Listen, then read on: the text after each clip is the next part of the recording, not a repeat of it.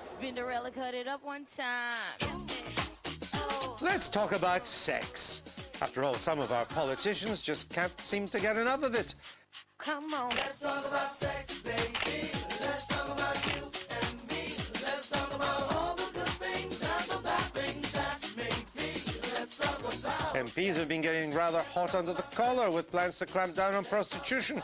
This week, Harriet Harman urged WI members to help root out sleazy newspaper ads in a bid to combat sex trafficking. Who wants to see in the back of their local newspaper, alongside skip hire and lost pets, adverts which are such like new Thai girls, choice of 2 available?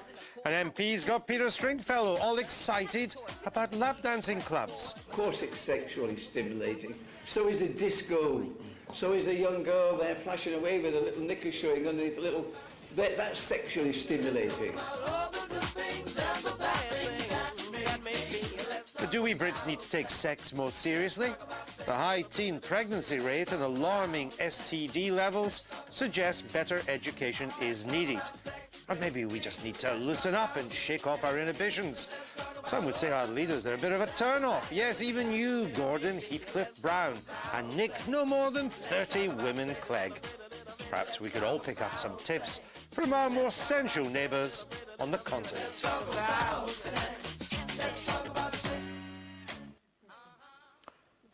And who better to talk about such things than Nancy Dell'Olio? Welcome to This Week. We got you onto the programme. Now listen, we've had debates in Parliament this week about lap dancing, sex trafficking, and so on. I mean, are the British really uptight about sex? Well, probably. I think it's... I'm not very comfortable to talk about sex. Sex should be not something we're talking. I mean, talk about... No, I mean, generally, you should talk about sensuality. Sensuality more than sex. Sex is something that you should do it, now talk. Or always to have a little bit more reserve and private. But I find this in Britain you quite in a way obsess about talking about sex. And well, to answer your question, I think, yes, British are a little bit more uptight compared, I think, with the South European, Latin or Well, you've got Spanish in your heritage, Michael. Are we a bit uptight? But I'm doing my research anyway. I'm still on my we would like British to know the outcome of that research very soon. Of course, definitely.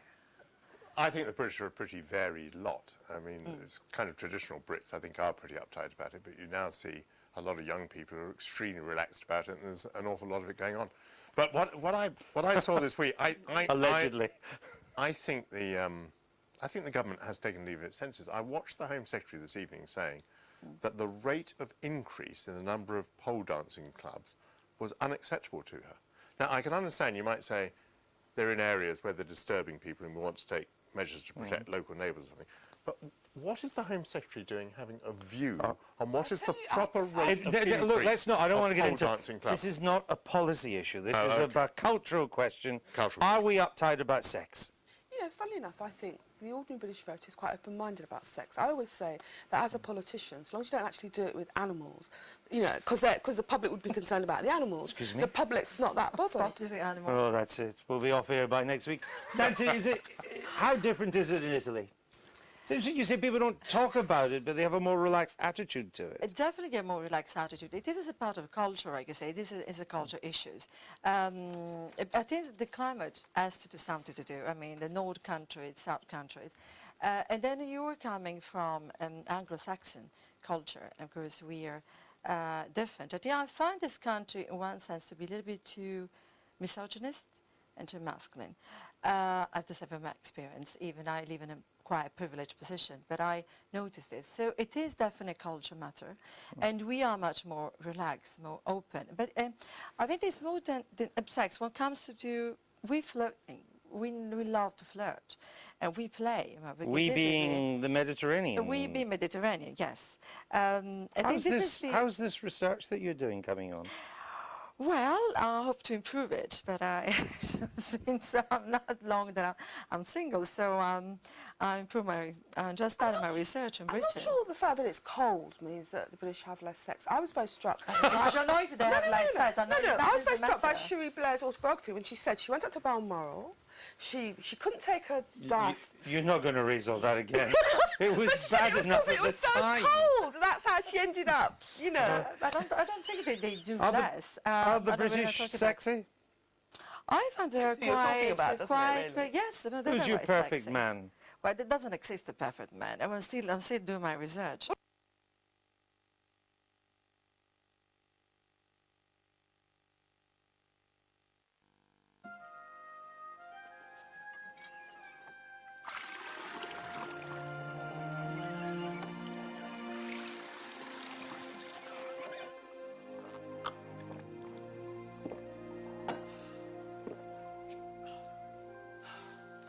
Never knew water could taste so good. My throat was so dry I thought I wouldn't be able to talk. Well, at least some good would have come from the drought then.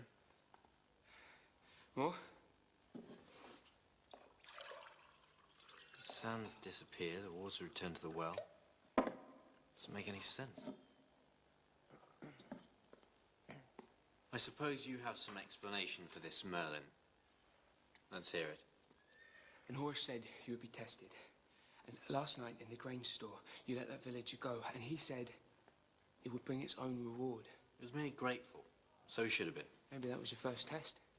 You passed it, so the curse has begun to lift. Perhaps this is your reward.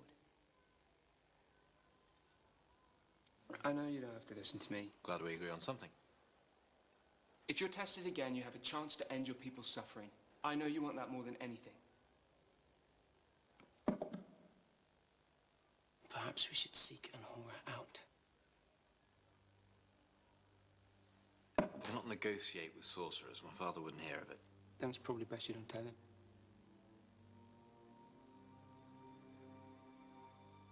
Must go check on the guard. See if you can find me some food. Find some food.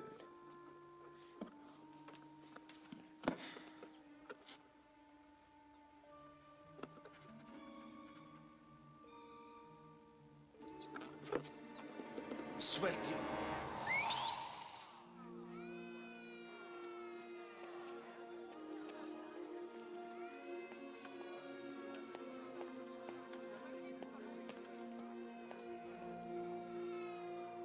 Who are they?